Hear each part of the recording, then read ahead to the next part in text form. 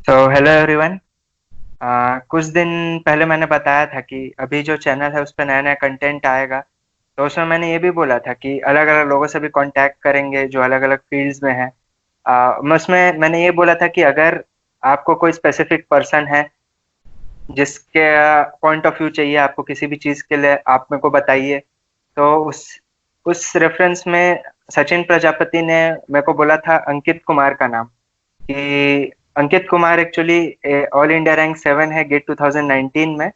तो आज वो हमारे साथ है। इसके लिए ना मैंने क्वेश्चन एक पोस्ट किया था यूट्यूब पे अपने चैनल पे कि आपको क्या क्या क्वेश्चन है आप बताइए। तो क्वेश्चंस बहुत सारे आए थे और बहुत सारे सिलेक्टिव भी थे क्वेश्चन, पर ना मैंने वो क्वेश्चन चूज किए ना जो थोड़े ऐसे रहे कि जिससे सबका फायदा हो। ऐसे मैं स्पेसिफिक किसी एक पर्सन का डाउट है वो मैंने इस वीडियो में कंसिडर नहीं किया है, उसके लिए सॉरी, क्योंकि क्वेश्चंस बहुत सारे थे। पर काफी सारे जेन्युइन क्वेश्चन है जिसको मेरे को लगता है कि सच में जिससे लोगों का फायदा होगा। बाकी अंकित को मैं रिक्वेस्ट करूंगा कि जैसा भी है, अगर कि जो छोटे मोटे क्वेश्चन रहेंगे जो स्पेसिफिक पर्सन टू पर्सन है कि मेरा रैंक कितना है, मैं क्या करूँ, ऐसा करके, तो आप अगर कमेंट में टाइम मिले तो वहां आंसर कर देना। क्योंकि वीडियो में मैं ऐसा चाहता हूँ कि ये रहे कि ना जनरलाइज टाइप से, कि ऐसे बहुत सारे कॉमन डाउट्स रहते हैं स्टूडेंट्स के, मैं चाहता हूँ कि वो डिस्कस हो। और खासकर अंकित का तारीफ सचिन ने ये किया था कि उनका एटीट्यूड बहुत सही है। आपने वीडियो वगैरह भी देखा होगा इनका यूट्यूब पे, मैंने भी देखा था। तो चलिए, ये अच्छा कन्वर्सेशन होने वाला है। तो अंकित, आप बताओ थोड़ा अपने बारे में, खुद को इंट्रोड्यूस। हाँ सर, सबसे पहले तो कि मेरा स्कूलिंग वगैरह सब तो पटना से ही हुआ है। मतलब 12th तक जो भी था पटना से ही था। फिर उसके बाद एनआईटी दुर्गापुर से इलेक्ट्रॉनिक्स एंड कम्युनिकेशन में किए थे। मतलब जो आपको रिकमेंड किए वो शायद इस बात के लिए किए होंगे क्योंकि मेरा थोड़ा सा डिफरेंट केस था, क्योंकि बहुत ज्यादा एक्स्ट्रा करिकुलर एक्टिविटी था मेरा। हाँ मतलब हाँ, जैसे ये एक पॉइंट था। हाँ हाँ, जैसे मैं पॉलिटिक्स में भी था, मैं एनएसएस का यूनिट लीडर था, मैं एक्टिंग के क्लब में भी था, मैं लिखता था। मैं इसके अलावा कभी कभी अगर स्ट्राइक वगैरह होता था तो उसमें भी रहता था। फिर अपने हॉस्टल का मेस सेक्रेटरी था। मतलब इनफैक्ट ऐसा था कि 9 तारीख को मेरा गेट का एग्जाम था और 10 तारीख को सरस्वती पूजा था। और वो भी हाँ हम ही लोग ऑर्गेनाइज कर रहे थे। मतलब हम लोग उसमें थे, कलेक्शन वगैरह कर रहे थे। तो इस वजह से हो सकता है कि थोड़ा बहुत लोग कंसिडर हाँ। कर रहे हैं। Okay okay. तो बाकी फिर उसके साथ साथ तुमने गेट में भी ऑल इंडिया रैंक 7th, वो भी फर्स्ट अटेम्प्ट में कैसे जादू किया ऐसा? वो तो हमको लगता है कि मतलब प्लानिंग थोड़ा था मेरा पहले से। मतलब लगभग 10 महीने 11 महीने का मेरा प्रिपरेशन था। हम्म शायद उससे ज्यादा का था। अक्टूबर में हम शुरू किए थे, थर्ड ईयर के अक्टूबर में जब हम थे तब शुरू किए थे। हम्म 10-11 महीने का प्रिपरेशन था। हम्म। तो इस वजह से था कि मेरा प्लानिंग शुरुआत से था कि क्या कैसे करना है। तो उस वजह हम्म से मेरा मैनेज हो जाता था। क्योंकि मेरे को याद है कि नवंबर में एक ऐसा टाइम आ गया था, 2018 के नवंबर में, कि एक हम्म। स्ट्राइक हो गया। मतलब अचानक से कुछ ऐसा इंसिडेंट हो गया कॉलेज में। और उसमें मेरे को 20 दिन, मतलब कंटिन्यूअसली 20 दिन हम पढ़ाई लिखाई छोड़ के हम उसमें इन्वॉल्व रहे थे। लेकिन क्या बाप था रे। कि फिर भी मैनेज हो गया था। फिर भी ऐसा था कि मेरा ऐसा कुछ फिक्स नहीं था ना कि डिमोटिवेट हो जाते थे। अगर कुछ गड़बड़ हो गया तो आगे उसको नेक्स्ट जो रूटीन बनाएंगे उसमें उसको मैनेज कर लेते थे। ओके इस ओके। वजह से थोड़ा होता था। हाँ, इसीलिए इस पे भी कुछ क्वेश्चंस आए हैं। तो एक एक करके चलिए क्वेश्चन स्टार्ट करते, साथ ही साथ डिस्कशन भी हमारा होता रहेगा। तो पहला क्वेश्चन चितरंजन यादव के तरफ से है। What are things we should not do during preparation? ये थोड़ा अलग क्वेश्चन है क्योंकि हाँ। जनरली जैसे तुमको भी बहुत लोग मैसेज करते होंगे कि हम क्या करें, ये पूछे हम्म कि क्या ना करें, वो बताओ थोड़ा। हम्म। नहीं तो हम समझते हैं कि पूरा प्रिपरेशन जो है सो 3 ही पिलर पे चलता है। एक होता हाँ है आपका कॉन्सेप्ट, एक होता है आपका रिवीजन, और एक होता है आपका प्रैक्टिस। अब आप हाँ क्या नहीं भी करें तो वो इसी 3 चीज पे है। जैसे कॉन्सेप्ट है तो आप मल्टीपल सोर्स कभी मत उठाओ। कुछ फिक्स कर लो पहले कि हमको कहाँ से पढ़ना है, वही पढ़ेंगे। ऐसा नहीं है कि कनोडिया भी बना रहे हैं, इधर टेस्ट सीरीज भी ले लिए 4-5, उधर वो भी कर लिए, तो वैसा नहीं होता है। क्योंकि क्या है ना कि कॉन्सेप्ट एक तो फिक्स है, उतना ही कॉन्सेप्ट है। उस पर क्वेश्चंस भले ही घुमा सकता है कोई भी। तो कॉन्सेप्ट के लिए ऐसा नहीं होना चाहिए कि कोई बुक भी पढ़ रहे हैं, यूट्यूब वीडियो भी देख रहे हैं, इधर कोचिंग भी कर रहे हैं, वो फायदा नहीं करेगा। हम्म फिर ऐसे ही प्रैक्टिस है। तो प्रैक्टिस में मेरे को लगता है कि आप अगर समझ रहे हैं कि कैसे अप्लाई करना है तो आपको ज्यादा जरूरत नहीं है। जैसे हो सकता है कि आप प्रीवियस ईयर बना लो। अगर प्रीवियस ईयर बन रहा है तो टेस्ट सीरीज दे दो।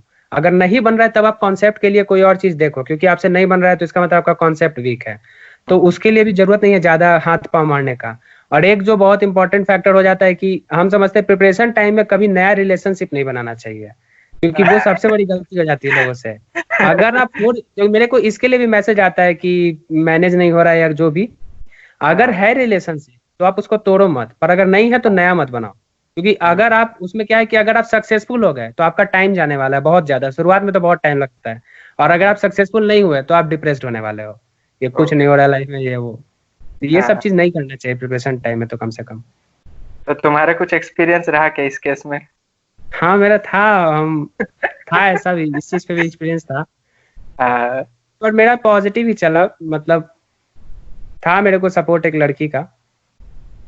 सपोर्ट कर रहे तो बहुत अच्छा बात है। कई बार ऐसा क्या डिस्ट्रक्टिव हो जाता है ना कई बार, हाँ कि डिस्ट्रक्टिव। अच्छा होने के बजाय अच्छा होने के बजाय उल्टा सब खराब होने लग जाता है, तो ना नहीं तो करियर बचता है। नहीं तो मेरे केस में तो वो मेरे को रिजेक्ट कर दी थी, पर फिर भी सपोर्ट था उसका, मतलब बहुत अच्छा हाँ, था। चलो। लेकिन उसी चीज से हमको फिर समझ में आया कि जरूरत नहीं है लोगों को ऐसा करना, ऐसा रिस्क नहीं लेना चाहिए, क्योंकि बहुत फ्रस्ट्रेशन होता है, एकदम लगता है दिमाग खराब हो जाता है उस वक्त।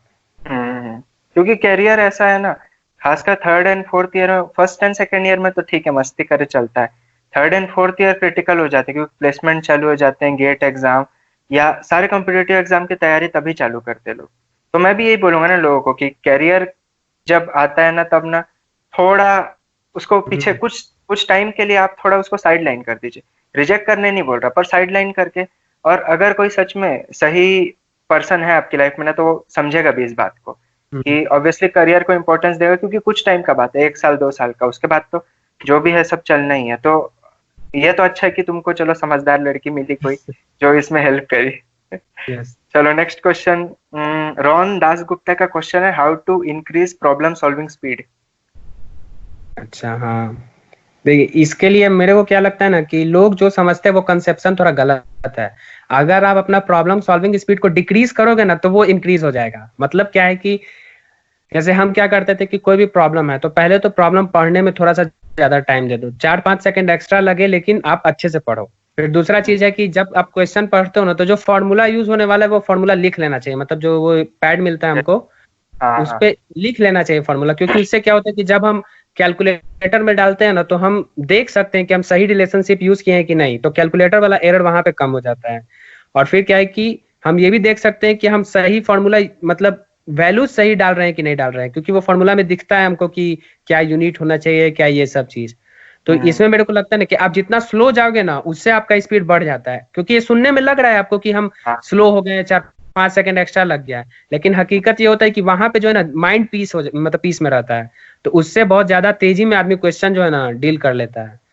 यही चीज मेरे को लगता है कि इवन मैं भी ना पर्सनली जो भी है ना, मैं कभी स्पीड पे फोकस नहीं किया। ऐसा है ना, मैं सोचता हूँ कि ठीक है अगर एक क्वेश्चन में 4 मिनट की जगह 5 मिनट लगे चलेगा, पर कम से कम क्वेश्चन सही होना चाहिए। हम्म। क्योंकि होता क्या है ना, मान लो तुम 4 मिनट दिए एक क्वेश्चन पे और वो गलत हो गया, तो उल्टा 4 मिनट भी गया और उल्टा नेगेटिव मार्क्स आ जाएंगे। तो मैं तो हम्म। हमेशा ये सोचता हूँ कि ठीक है चलेगा। वैसे भी ऐसा कुछ एकदम है नहीं, क्योंकि हम 65 में 65 क्वेश्चन तो कभी अटेम्प्ट करते नहीं है, कोई भी नहीं करता। हाँ। तो मतलब इवन मेरे को लगता है कि 50 या 55 क्वेश्चंस भी बहुत अच्छा एक है, मतलब बहुत ही अच्छा है। 55 में तो रैंक 1 भी आ जाएगा मैं बोलूंगा। तो उतना मेरे ख्याल से जो है ना, मेरे पॉइंट ऑफ व्यू से, कि उतना एम करके चले ना तो थोड़ा, जैसे तुमने बोला, पीस हम्म। मिलता है, तो हड़बड़ी नहीं होगी हमें। और मेन चीज है ना कि ये सब जो प्रॉब्लम होता है ना लोगों को कि मेरा गलती बहुत हो जाता है, सिली मिस्टेक हो जाता है, या फिर हम टाइम नहीं मैनेज कर पा रहे, तो इसी के लिए तो टेस्ट सीरीज बनना है। तुम अगर टेस्ट सीरीज मतलब फेथफुली दोगे तो ये सारा प्रॉब्लम खत्म हो जाएगा वहां पे तुमको। तो हम्म, ये सब स्पीड का जो यहाँ तक बात है ना, तो टेस्ट सीरीज तुम दो अच्छे से, वहाँ स्पीड मैनेज हो जाएगा। हाँ। नेक्स्ट क्वेश्चन है सचिन वर्मा का question, IIT NIT admission in EC department. अच्छा, नहीं तो सर ऐसा था कि जब हम शुरू किए थे ना तो हम शुरुआत से ही पीएसयू को लेकर ओरिएंटेड थे, तो आईआईटी का तो हम कभी देखे ही नहीं, तो उसका तो मेरे को कोई आइडिया नहीं, ना कोई इंटरव्यू दिए, मेरा कभी था ही नहीं, आईआईटी जाने का कोई मन नहीं था। क्योंकि जब हाँ हम कॉलेज में ही प्रोजेक्ट करने जाते थे तो मेरे को टीचर एक दिन पूछा था कि तुम प्रोजेक्ट अच्छे से करोगे कि नहीं करोगे, तो हम बोले नहीं सर, हम बस टाइम पास के लिए आ रहे हैं। तो बोले कि क्यों, एमटेक उमटेक नहीं करना? बोले कुछ नहीं करना है हमको यहाँ से, बस आप हमको छोड़ दीजिए चलेगा। हाँ। तो वो चीज है। तो तुम्हारा कॉलेज में कैसा था, ग्रेड वगैरह? कॉलेज में मेरा 9 से जीपीए ही था। ओके ओके, मतलब अच्छा था, चलो। तो अच्छा मतलब था। पहले से ही फिर कि मतलब सीरियसली लेते थे कॉलेज को कि बस मस्ती करने थोड़ा कॉलेज जाता तो वही था ना कि प्रीवियस ईयर क्वेश्चन पेपर पढ़ के जाओ, हमारी सीआर थी संयुक्ता रॉय, उसका नोट्स आता था हमेशा, उसी से पढ़ते थे, बुक बुक कुछ नहीं, बस संयुक्ता रॉय का नोट्स आया, प्रीवियस ईयर पढ़ लो, काम हो गया, चले जाओ। ओके ओके, मतलब सही एफिशिएंट वे में मैनेज किए हो, इसलिए इतना सारे करिकुलर एक्टिविटीज सब साथ में, और बहुत एफिशिएंसी सारे अच्छी लड़के को पकड़ लेते थे ना हम लोग क्या था कि मेरा पूरा विंग जो था वो सब नहीं पढ़ने वाला लड़का था, हम स्कंद राजन ये लोग, तो हम लोग जो टॉपर रहता था ना उस सब्जेक्ट का उसको पकड़ के लाते थे। जैसे कभी हो हाँ। गया, एक सुभाष नाम का लड़का था, साउथ का था, बहुत पढ़ता था, तो उसको पकड़ के ले आते थे कि तुम पढ़ाओ हमको, ऐसे करके होता था। चलो सही है, कॉलेज में भी बहुत मजे किए हो मतलब। कॉलेज तो बहुत अच्छा भी था मेरा। हाँ, फिर आ, देवदत्त सेनगुप्ता का क्वेश्चन है, is it necessary to appear in CBT, did you appear for CBT? हाँ, हमको लगता है बहुत जरूरी है सीबीटी में, क्योंकि सीबीटी जो है ना बहुत अच्छा एटमोसफेयर दे देता है। हमें दिए थे, मेडिजी का सीबीटी दिए थे, 2 सीबीटी दिए थे, और मतलब वो फील जो था ना वो हमको बहुत अच्छा लगा। क्योंकि क्या होता है कि अगर आप सीरियस एस्पिरेंट है ना, तो सीबीटी जब आता है जनवरी में आता है, उससे पहले आप जो है ना लगभग 10 के करीब जो है ना फुल लेंथ लिख चुके होते हैं, तो वो फिर एक मोनोटोनस चीज हो जाता है कि आदमी जा रहा है, डेली बैठ रहा है, फुल लेंथ लिख रहा है। सीबीटी में थोड़ा पैटर्न चेंज होता है, आदमी जाता है कहीं पे, वहां जाइएगा, वहां पे बहुत सारे लोग रहेंगे, उनसे मिलना, बात करना, और अगर उसमें आप अच्छा स्कोर कीजिएगा ना तो अलग ही कॉन्फिडेंस आता है। जैसे मेरा मेडिजी का हम सीबीटी दिए थे, उसमें शायद 4 और 5 रैंक आया था दोनों सीबीटी में, ओके। तो वो हाँ बहुत अच्छा फैक्टर हो जाता है। हाँ, इवन मेरा भी यही है कि ना घर में बैठ के ना अपने हम्म। कंफर्ट, मतलब घर में हम बैठते तो ऐसा रहता है ना कि हमारा टेबल भी सेम है, चेयर भी सेम, लैपटॉप भी हमारा, माउस भी हमारा, इवन ये छोटी छोटी चीजों से बहुत अंतर पड़ जाता है। तो नए एटमॉस्फेयर में एंटर करना, वहां जाके परफॉर्म करना एक अलग प्रेशर है।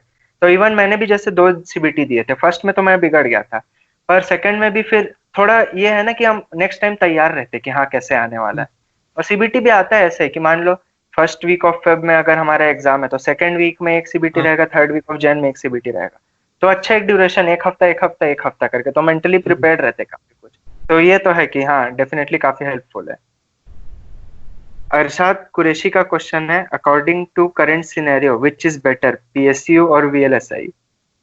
ये कंपैरिजन के लिए भी हम सही इंसान नहीं है, क्योंकि मेरा जो है सो वो स्कोप ही नहीं है। हाँ हाँ पीएसयू तो हमको लगता है कि किसी भी कंडीशन, इवन हम अभी भी लोग हमको अगर कभी मैसेज करता है ना कि सर प्राइवेटाइज हो जाएगा क्या, तो भी हम कहते हैं प्राइवेटाइज हो भी जाएगा तो भी पीएसयू कोई खराब ऑप्शन नहीं है, वो तब भी हाँ। बहुत अच्छा जॉब है, क्योंकि वो कोर फील्ड है ना अपना। हम्म इलेक्ट्रॉनिक्स वाले के लिए तो खास तौर पे जो है सो अच्छा है पीएसयू ही, अगर हम्म। आपको मिल रहा है तो। बाकी कंपैरिजन तो हमको नहीं लगता है कि उसके लिए हम सही इंसान है, क्योंकि मेरे को कोई आइडिया नहीं है कि वो फील्ड कैसा है। और वो कई पीएसयूज में भी ऐसी भी है, अब जैसे तुम तो ठीक है ओएनजीसी में हो तो तुम्हारा कोर जॉब है, इवन मेरा भी कोर जॉब है, मैं एनटीपीसी में हूँ। पर कई पीएसयूज में ऐसा रहता है ना जहाँ मार्केटिंग में, जैसे ईसी वाला मार्केटिंग में, आईएससीआईएस सेल्स में डाल दे, तो वो सब में थोड़ा मेरे को लगता है कि तब प्रॉब्लम आता है। मेरे को प्रॉब्लम लगता है आता ना, मैं भी इसीलिए ना सेटिस्फाइड हूँ, क्योंकि ना लग रहा है मैं टेक्निकल काम कर है। रहा हूँ, हाँ। मेरे को कोई अगर पेन पेपर पकड़ा देना मैं उतना एफिशिएंटली खुशी खुशी ना कर पाऊँ। हाँ, मेरा भी यही है, ओएनजीसी में जो है ना बहुत ज्यादा मतलब टेक्निकल है, इसलिए बहुत अच्छा लगता है काम करने में। हम्म, खैर वो तो जो है सो मतलब पर्सन टू पर्सन है कि आपको कैसा जॉब चाहिए। ये तो है हाँ।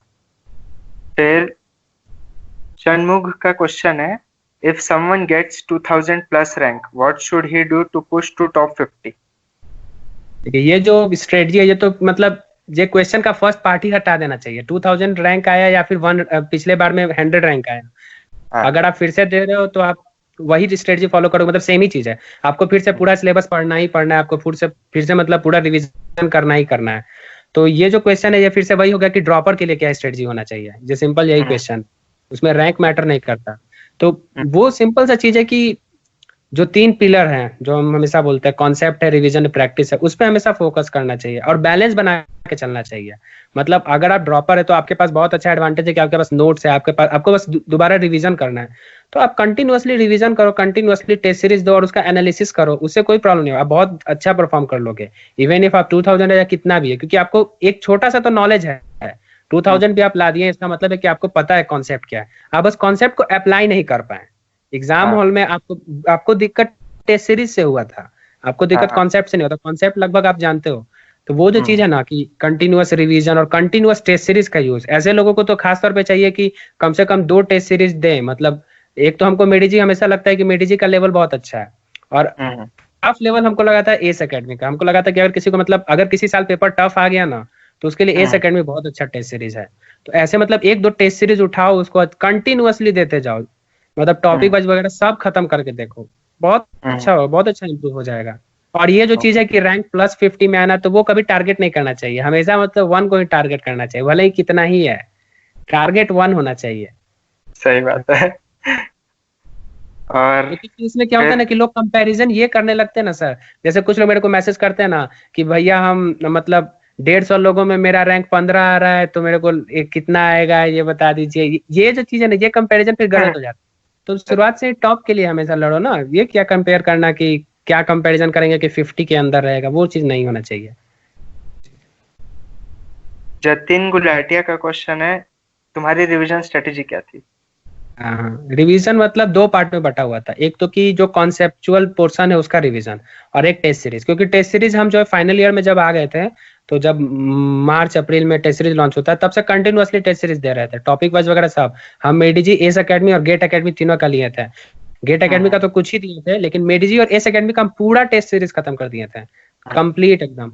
तो उसमें क्या था कि जैसे हम मॉर्निंग उठते थे तो नाश्ते से पहले हम कॉन्सेप्ट का रिवीजन कर लेते थे, मतलब सिंपली एक भी क्वेश्चन नहीं छूना है उसमें हमको, सिंपली हम थ्योरी पढ़ रहे हैं, जो भी पढ़े, भले ही तीसरा बार चौथा बार पढ़ रहे हैं, लेकिन पढ़ रहे थ्योरी।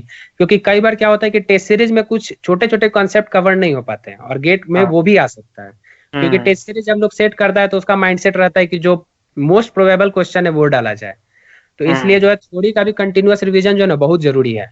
और फिर क्या होता था कि फिर दिन में जैसे हम फाइनल ईयर के हाफ क्रॉस कर गया, तो आधा सिलेबस मेरा क्रॉस हो गया, तो एक हाफ जो है मेरा दिन का, उसमें हम नया कॉन्सेप्ट पढ़ रहे हैं और दूसरे हाफ में रिवीजन कर रहे हैं। अब उस रिवीजन में क्या है कि हम आइदर टेस्ट सीरीज देंगे या प्रीवियस ईयर क्वेश्चन देंगे, मतलब क्वेश्चन का प्रैक्टिस करेंगे। तो ये चीज था मेरा, दोनों पार्ट को ब्रेक करके तब प्रैक्टिस करना। नहीं तो थ्योरी कैसे, फिर उसमें थ्योरी कब इंक्लूड होता था जो फर्स्ट हाफ में? मतलब वो नाश्ते से पहले हम जो है ना पूरा टाइम को दिन के मतलब रूटीन को खाने के हिसाब से डिवाइड किए हुए थे। नाश्ते से पहले, फिर उसके बाद फर्स्ट हाफ मेरा होता था लंच से पहले, फिर सेकंड हाफ होता था मेरा स्नैक्स से पहले, और फिर रात का जो पोर्शन हो रहा था, ऐसे करके हम डिवाइड करते थे। सही है, मतलब एक प्रॉपर खाने का भी रूटीन फॉलो हो रहा है, प्रॉपर डेली का ये रूटीन भी फॉलो हो रहा है उसके कारण। हाँ, तो उसमें दिक्कत नहीं था फॉलो करने में। और रजत विश्वास का क्वेश्चन है, how did he control his mind and study when he did not feel like studying because he got AIR 7 and did so many extracurricular activities? What is he doing and how is he feeling now? हाँ, ये जो चीज है कि इसमें mind को control करने वाला जो चीज है उसमें 2 अप्रोच होता है। क्योंकि मेरे को इसमें बहुत जरूरत पड़ गया था, हम बहुत ज्यादा फ्रस्ट्रेट हो गए थे, हम तो इतना था कि साइकेट्रिस्ट के पास हमको जाना पड़ा था, बहुत खराब हालत हो गया था। लेकिन उसमें बहुत सारे फैक्टर थे, उसमें एक तो ये रिलेशनशिप वाला भी फैक्टर आ गया था, क्योंकि हम प्रपोज किए थे, रिजेक्ट हो गए थे। फिर उसके बाद ये सब मल्टीपल जो एक्स्ट्रा करिकुलर था, ये सब की वजह से बहुत प्रेशर था। तो उस वक्त हमको समझ में आया ना कि 2 तरीका है माइंड कंट्रोल करने का। एक जो लोग अक्सर करते हैं, जो पॉजिटिव तरीका है, जिसमें क्या होता है कि आप खुद को समझाने लगते हो कि भाई पढ़ ले, तेरा लाइफ है, नहीं पढ़ेगा तो क्या होगा, प्लीज पढ़ ले, कैरियर का बात है, ये दिस दैट। और एक होता है नेगेटिव तरीका जो ज्यादा इफेक्टिव है। हम क्या करते थे, कभी अगर नहीं पढ़ रहे हैं ना तो हम छोड़ देते थे, ठीक है, हम जाके सो जाते थे। इतना सोते थे कि जब उठते थे ना तो दिमाग खराब होने लगता था कि क्या एकदम जिंदगी बर्बाद कर लेंगे क्या, एकदम अंदर से जो है ना बुरा लगने लगता था। मूवी देखने लगे तो कंटिन्यूअसली 8-8 घंटा 10-10 घंटा देख रहे हैं। उसके बाद इतना फ्रस्ट्रेशन होता है ना कि क्योंकि अगर आप एस्पिरेंट हो ना तो आपको पता है कि आपको पढ़ना है, तो उस वक्त जो है ना एकदम अंदर से आवाज आने लगता है कि नहीं, पढ़ना ही पढ़ना है। या फिर होगा कि बगल का मेरा रूममेट है, वो बहुत ज्यादा मतलब पढ़ने वाला है, ऐसा था मेरे साथ। तो था कि मेरे विंग का एक लड़का तो बहुत ज्यादा लाइब्रेरी वगैरह जाता था, तो वो भी हम नेगेटिव वे में उठा लेते थे। सो के उठे, देखे कि अरे वो लाइब्रेरी गया हुआ है, फिर हम जाके कुछ किए, मूवी भी देखे, फिर आके देखे अरे अभी तक नहीं आया, अभी भी लाइब्रेरी में है। तो ये लोगों को लगता है कि मतलब जेलसी वगैरह जो है सो गलत चीज है, लेकिन ये भी आप यूज कर सकते हैं, क्योंकि वो जो है ना हिट करता है कि अरे हमको पढ़ना चाहिए।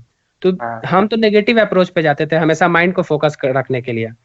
और दूसरा चीज क्या है कि कभी भी जो है ना ऐसा टारगेट नहीं लेना चाहिए ना जो आप पूरा नहीं कर सकते हैं।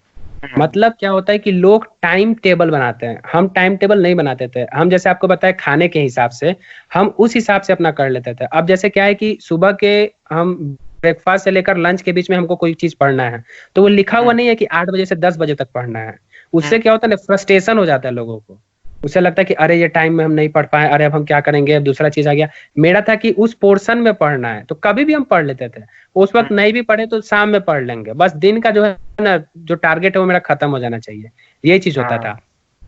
और अभी फिलहाल जो कर रहे हैं तो अभी तो मजा आ रहा है, अभी तो बहुत अच्छा, मतलब हम लोग को ट्रीटमेंट तो बहुत अच्छा मिल रहा है, तो अभी तो ठीक है, सेटिस्फाइड है हम लोग, उससे हाँ। कुछ नहीं है। मतलब ये AIR 7 आया तो उस दिन की खुशी कैसी थी? ऐसा था कि अब तो खुशी को जो है ना सब छोटा कर दिया है, क्योंकि अब रैंक प्रेडिक्टेड आ जाता है और बहुत ओके। सही प्रेडिक्ट करता है। तो हमको हम्म। पहले से पता था कि आने वाला है, रैंक प्रेडिक्टर में मेरा 11 रैंक दिखा रहा था। और हम्म। इसी वजह से, सिर्फ इसी वजह से, क्योंकि मेरा पूरा मतलब फ्रेंड जोन जो है ना सब मेरे को मारने के लिए रेडी था रिजल्ट के दिन। हम रिजल्ट के दिन कॉलेज से भाग गए थे, हम घर जा रहे थे, शायद होली का टाइम था तो हम घर के लिए हाँ। निकल गए थे और ट्रेन में थे तब रिजल्ट आया था। वो तो ओके खैर ओके। बहुत अच्छा मोमेंट था। हम लोग हम्म। पूरा एंजॉय एंजॉय किए थे, सब बोगी मतलब डिब्बे में ही हल्ला कर दिया था कि अरे आ गया इसका रैंक 7 आया, रैंक ऐसा करके। बहुत अच्छा मोमेंट। लेकिन क्या हाँ है ना कि तो ऐसे मोमेंट लोग इमेजिन भी किए हुए रहते हैं, मतलब जब प्रिपरेशन भी होता है ना तो कभी कभी हम्म। ऐसा हो जाता है कि सपने में आने लगता है कि अरे रैंक आ गया, प्रॉपर टॉक दे रहे हैं, ये कर रहे हैं वो कर रहे हैं। तो फिल्म पहले से ही आया हुआ रहता है, बस केवल देखने का अंतर था, रिजल्ट देखने का, बाकी पता था हाँ। कि आने वाला। तो बता के रखे थे क्या सारे फैमिली वगैरह को, फ्रेंड्स को, सबको? हाँ सबको पता था, फ्रेंड लोगों हम्म। को तो ऐसे ही पता था ना, सबको पता था कि मेरा मतलब हम गेट का प्रिपरेशन कर ही रहे हैं। सब हम्म। बहुत ज्यादा मतलब जो है ना सपोर्टिव था, मेरा विंग तो इतना अच्छा था ना हम बता नहीं सकते। मतलब ऐसा था ना, मेरे विंग में कोई ऐसा नहीं था जो पीता नहीं था। लेकिन फिर भी ओके। आप यकीन नहीं करेंगे ना कि एक बार भी ऐसा पार्टी नहीं हुआ ना जो रात में हो रहा हो, मतलब लोग बोल देते थे कि अंकित पढ़ रहा है इधर पार्टी नहीं होगा, ऐसा होता था कि छत पे जाके सब पियो, यहाँ नहीं पिएगा, ऐसा था। केवल वहां पढ़ने वाले हम ही थे, हाँ। बाकी सब पार्टी ही करता था, लेकिन तब भी कोई मेरे को डिस्टर्ब आज तक नहीं किया, तो वो तब तो बहुत सपोर्टिव थे, नहीं, सबको सच पता में था। ये मिलना बहुत बहुत मतलब बहुत खुशकिस्मती का बात है यार, इतने अच्छे लोग हाँ मिले कि सपोर्ट करते। क्योंकि आजकल जैसे बताया ना तुमने, जेलसी बोला, पर जेलसी कभी जैसे तुम्हारा तो ऐसा नहीं रहा कि मेरा अच्छा नहीं तो उसका बिगाड़ दो, वो जेलसी नहीं रहा, तुम पॉजिटिव वे में खुद को हिट करने के लिए बस लिए। पर ऐसा होता है ना, बहुत बार मैंने भी देखा है प्रिपरेशन टाइम पे कि लोग ना अपना खुद नेगेटिव है वो तो ठीक है, दूसरे बंदे को भी नेगेटिव कर देंगे उस 16, मतलब खुद अपनी नेगेटिव सोच सामने में डाल देंगे ऐसा करके। पर सच्ची चल में मतलब पार्टी मेरे को कर बहुत। लेते हैं, नहीं पढ़ते क्या जरूरत है, ये हाँ सब वाला फीलिंग आ जाता है। हाँ हाँ। हाँ और पर सच्ची में इतने सपोर्टिव लोग मिलना, तो उनकी भी मतलब ऐसा है कि ना तब तुम्हारा सक्सेस उनका सक्सेस भी हो गया होगा, इसलिए वो अलग एक खुशी मिलती कि जब इतने लोग साथ हो सेलिब्रेट करने के लिए। ये सब एकदम खास फीलिंग है। हाँ, वो तो था, मेरा जूनियर जूनियर सबको पता था कि अंकित गेट का प्रिपरेशन करता हूँ, तो पूरा था। रिजल्ट है जब मेरे कॉलेज में ही प्लेसमेंट हुआ था ना, तो लोग लिख दिया था मेरे क्या बोलते हैं डोर पे कि गेट रैंक होल्डर, उसी वक्त लिख दिया था, मैं तो अगस्त में ही लिख दिया था। बोले इतना मत करो यार, बहुत प्रेशर आता है मेरे पे।